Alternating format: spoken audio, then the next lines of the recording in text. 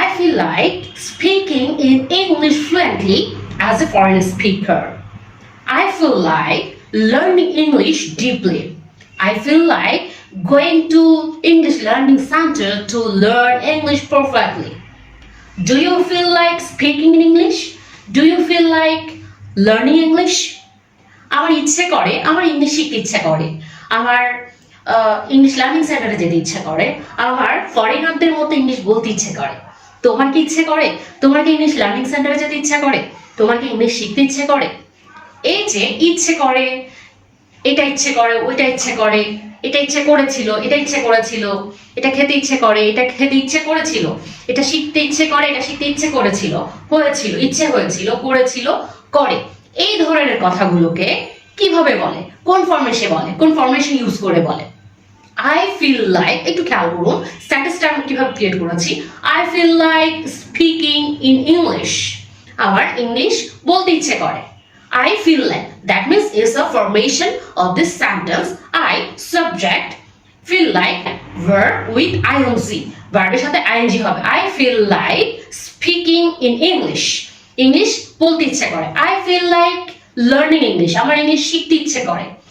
যদি আমি বলি আমার ইংলিশ শিখতে ইচ্ছে করেছিল, তাহলে কি হবে? feel like হবে, তখন হয়ে যাবে felt like। I felt like learning English, আমার ইংলিশ শিখতে ইচ্ছে করেছিল। তার মানে feel এর past form হলো felt। সো আপনি গ্রামারটা যদি মাথায় নাও রাখেন, তাহলে আপনি feel like যদি অতীতের কথা হয় felt like হয়ে যাবে। তাহলে I felt like learning English, আমার ইংলিশ শিখতে ইচ্ছে করেছিল। I felt like going to English learning center.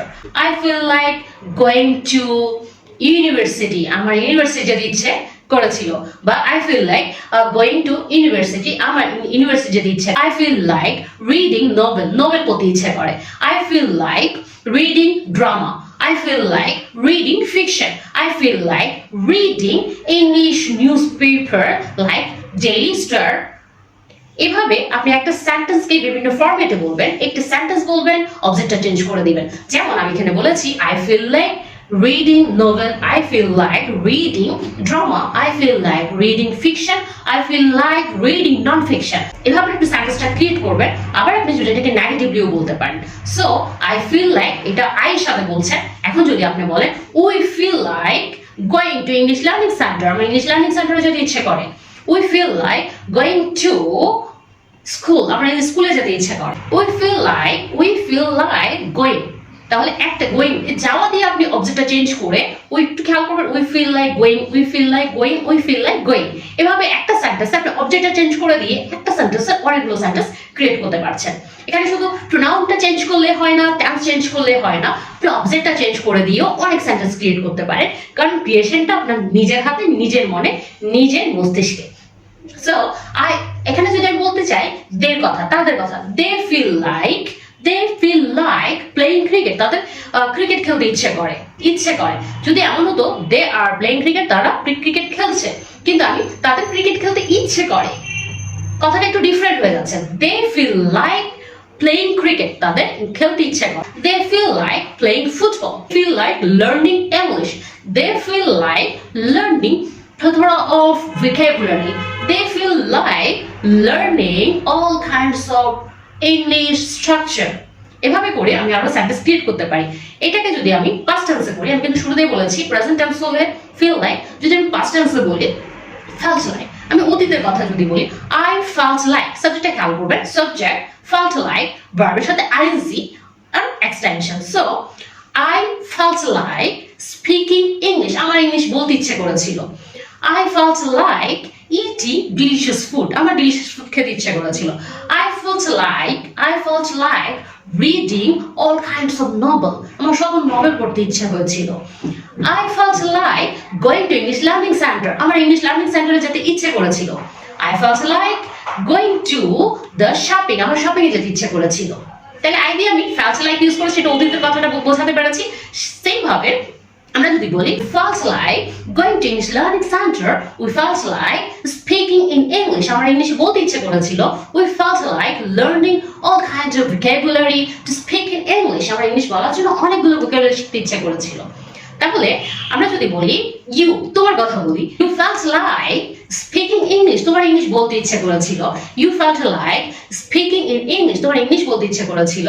You felt like learning sentence, তোমার সেন্টেন্স শিখতে ইচ্ছে করেছিল। You felt like learning vocabulary, vocabulary শিখতে ইচ্ছে করেছিল। You felt like playing cricket, তোমার ক্রিকেট খেলতে ইচ্ছে করেছিল।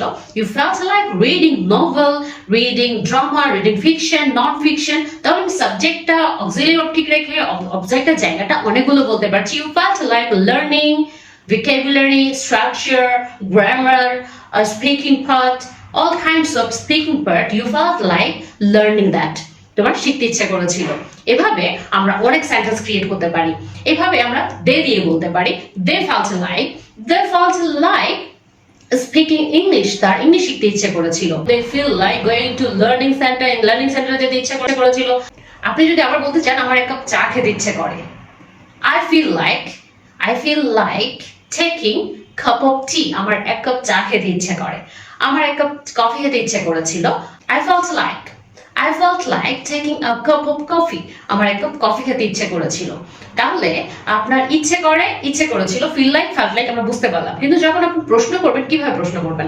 আমি যদি বলি তোমার কি এক কাপ চা খেতে ইচ্ছে করে, do you feel like taking a cup of tea, তোমার কি এক কাপ চা খেতে ইচ্ছে করে? Do you feel like learning English, তোমার কি ইংলিশ শিখতে ইচ্ছে করে? Do you feel like going to the market, তোমার কি বাজারে যেতে ইচ্ছে করে? আমার বৃষ্টিতে ভিজতে ইচ্ছে করে।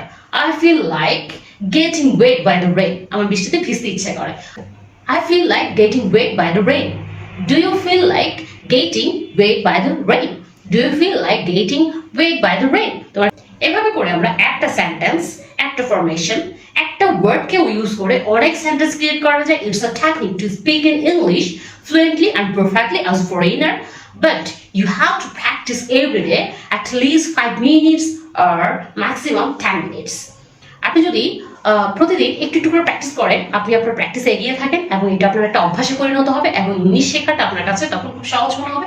বাসায় বসে আপনি বিভিন্ন বিষয়গুলো প্র্যাকটিস করে ইংলিশে পারদর্শী হতে পারেন।